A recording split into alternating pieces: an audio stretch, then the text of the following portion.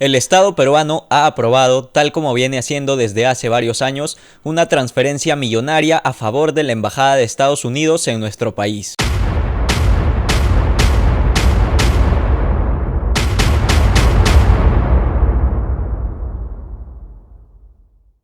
Hace solo unos días, el 21 de marzo, el Estado peruano ha publicado en el diario oficial El Peruano una autorización para hacer una transferencia de recursos a favor de la Embajada de Estados Unidos para financiar la ejecución de una actividad relacionada con el control de drogas. Según el documento oficial, se ha resuelto lo siguiente: autorizar a la Oficina General de Administración de la Comisión Nacional para el Desarrollo y Vida sin Drogas, de Vida, a efectuar la transferencia de recursos hasta por la suma de 87.296.965 soles a favor de la Embajada de Estados Unidos de América en el Perú, para financiar la ejecución de la actividad transferencias para las intervenciones de reducción de cultivos con fines ilícitos, con la finalidad de financiar acciones conjuntas establecidas por el Acuerdo Operativo entre el Gobierno de la República del Perú y el Gobierno de los Estados Unidos de América para el proyecto de control de drogas. Ahora, analicemos esto por partes para que entiendan de qué se trata. En primer lugar, habría que aclararle al Estado peruano que la distinción entre drogas lícitas e ilícitas es completamente absurda e inválida, ya que no obedece a ningún criterio riguroso ni coherente para determinar qué sustancias deberían ser legales y cuáles no deberían serlo. Y por otra parte, también es importante señalar que una vida o un mundo sin drogas es prácticamente imposible. Primero, porque las drogas son sustancias neutras que siempre han existido y que han acompañado al hombre desde hace miles de años a lo largo de todo el mundo. Y segundo, porque la gran mayoría de productos que la gente utiliza o consume actualmente provienen de las drogas, como por ejemplo la cafeína, el alcohol o incluso los fármacos que matan a mucha más gente de la que sanan. Ahora, teniendo en cuenta esas dos consideraciones, veamos a qué se dedica la organización de Vida.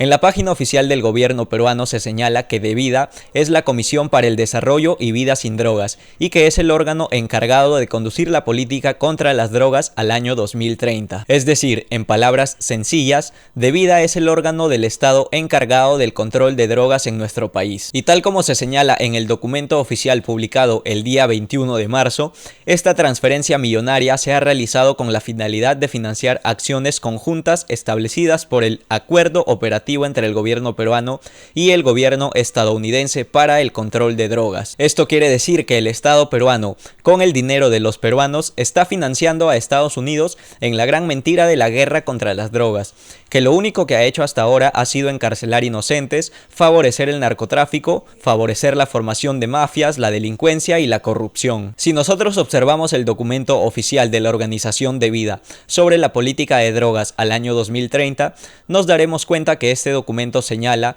que el Perú ha firmado compromisos internacionales y que participa activamente de las asambleas de la ONU sobre el tema de las drogas. Y esto quiere decir que el Perú no tiene autonomía sobre el tema de las drogas, sino que se rige exclusivamente por las políticas prohibicionistas internacionales de la ONU. Lo cual demuestra que en esta materia, al igual que en muchas otras, el Estado peruano no tiene ningún tipo de independencia ni soberanía, sino que está sometido a estos organismos internacionales. Ahora, ¿por qué les digo que la prohibición de las drogas es una gran mentira? Pues para entenderlo tenemos que recordar cómo fue que la ONU llegó a encabezar las políticas prohibicionistas de drogas a lo largo del mundo. Según su propia página oficial, el 28 de julio del año 1958, el Consejo Económico y Social de la ONU decidió convocar a una conferencia internacional que aprobara una convención única sobre estupefacientes a nivel internacional. Esta convención se celebró en marzo del año 1961 y a partir de aquel entonces se determinaron las políticas prohibicionistas en materia de drogas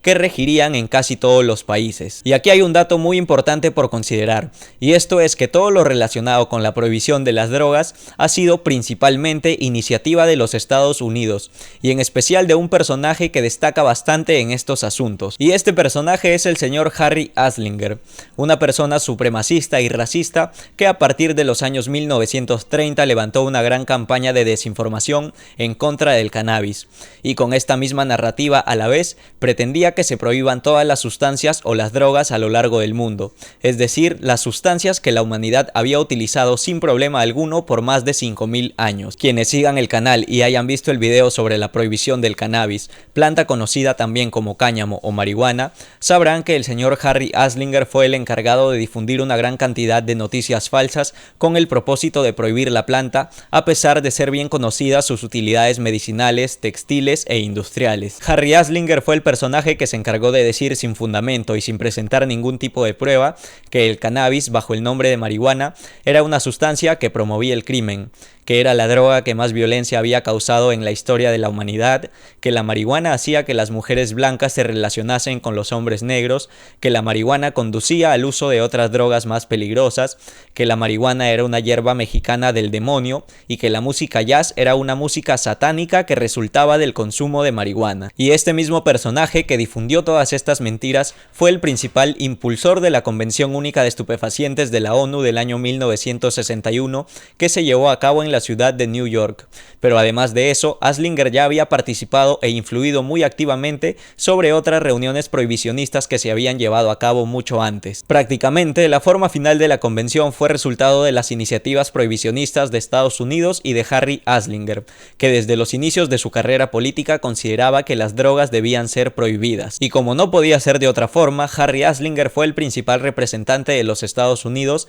en la Convención Única de Estupefacientes de la ONU, donde se estableció la política prohibicionista internacional y la clasificación actual de las drogas, donde el cannabis, por ejemplo, se clasificó sin justificación válida en la lista número 1, es decir, en la lista de sustancias que aparentemente carecen de valor médico, que tienen un alto potencial de abuso y un alto potencial de generar dependencia, lo cual evidentemente es mentira, ya que las utilidades medicinales del cannabis no solo han sido bien conocidas desde hace miles de años, sino que además se han comprobado de forma científica y empírica. Asimismo, el cannabis tampoco tiene un alto potencial de abuso ni un alto potencial de generar dependencia, como sí ocurre con otras sustancias legales como el alcohol o el tabaco. Por lo tanto, muy aparte de que la prohibición del cannabis sea una gran mentira y un completo absurdo, la prohibición de las drogas en general, luego de la Convención Única de Estupefacientes de la ONU del año 1961, también es un gran engaño, ya que ha sido un completo fracaso desde su origen,